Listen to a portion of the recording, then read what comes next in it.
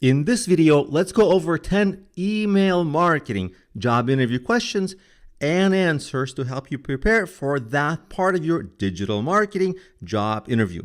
So the very common question you might be asked is, what metrics should you track and what metrics are the most important? Your answer should be approximately like this. You should track your open rate, the click-through rate, the sales conversion rate, and optionally revenue per email, although that's obviously not for everyone. Not all email campaigns generate revenue. Some are just for engagement. Also, very important is the unsubscribe rate and email deliverability rates. These metrics show engagement, list quality, and ROI, which stands for return on investment. Very sharp, very clear, and it shows that you know exactly what you're talking about. Those are exactly the metrics. Now, question number 2 might be, how do you segment out an email list? Your answer should be approximately like this. You don't want to say it like a robot, exactly repeating what I'm going to say, but make it in your own language so that it sounds comfortable and natural. So here's the answer. You should segment it out by behavior, like purchases, clicks, maybe by demographics you're targeting, maybe by engagement history, life cycle stage of the buying process. The most important thing is to identify which segments of your customer base respond to what kind of messages, because the whole point of segmenting is so that you can send relevant messages to those different audiences to get higher conversion rates. So as a bonus answer, you can segue this into personalizing the answer for the company you're interviewing with by talking about what kind of clients and customer segments they may have. That might get you extra brownie points on a job interview. Now, question number 3 is a big one. A very common thing in email marketing is A/B testing. So you might get a question like, describe the kinds of A/B tests you would run. And the A/B tests you would run are with subject lines, experimenting with different calls to actions, sending emails at different times, different layouts, and different personalization techniques. And then you would explain that you would change only one variable each time or one segment equally so that you can isolate one variable at a time and find better and better email marketing practices that work for your audiences. Now, question number 4 is another very useful thing for companies. How do you improve email deliverability?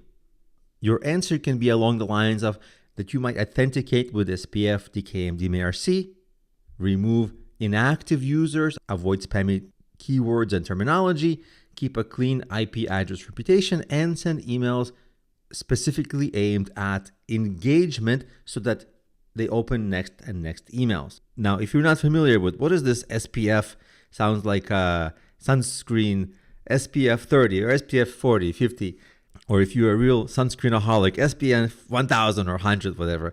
No, it's not a measurement of sunscreen quality. These are email authentication protocols that help mail servers verify that an email actually comes from the domain it claims to come from. They protect your domain from spoofing, phishing, and spam, and they just help improve email deliverability. And that's quite a solid answer for this question. Now, moving on to question number 5, how do you optimize email subject lines?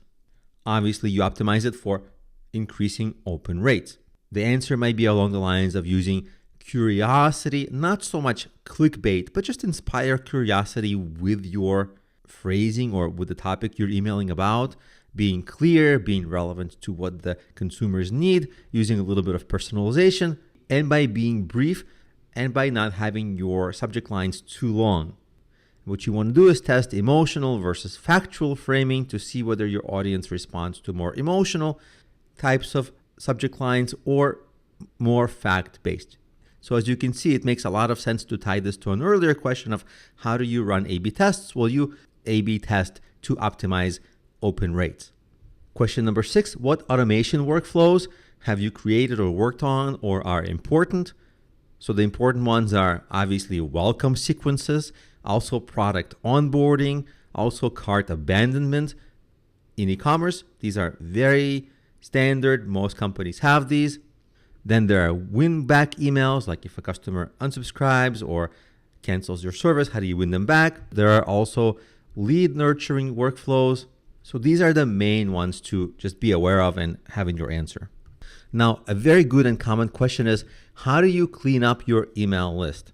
What you want to do is regularly suppress bounce rates by removing unengaged subscribers, use double opt-in for your email so that random people don't opt in, and try re-engagement campaigns before removing inactive users.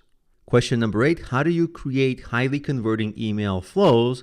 It's more of a subjective question, so you might say something like, I'd start with understanding the user's need and intent. I would use storytelling, focus on benefits, include social proof, and very importantly, create a frictionless path to the offer. Maybe also include product education and make it relevant to what the user actually needs. Now, question number 9, how do you personalize content delivery? A smart suggestion is to go beyond just using the name for personalization, because when you segment out, you know the person's interest, browsing purchases, or past behavior, so it's very related to segmenting your email list. Because when you segment it, you kind of already know a lot of things about this customer, so you can say specific things to them. Now, question number 10, describe a time you improved email performance. So your job interviewer might ask you for your past experience. This is where it's really good to have freelancing projects, past work experience, and if you don't have those, at least set this up for your own website so that you can say something like, I once did segmentation and behavior-based triggers and switched from a generic newsletter to a more personalized one, and the open rates went from 18% to 34%. These are fictitious numbers, but you should, as a common sense thing, have hands-on experience doing this. Don't only rely on theory, because theory in this field will get you not nowhere, but almost nowhere. You really need hands-on experience. Digital marketing is a field of doing, so don't forget to set up your own email marketing so that you can have more sophisticated answers and draw on your experience, which will make your case to get the job much stronger. So hopefully that helps, and good luck with your job interview.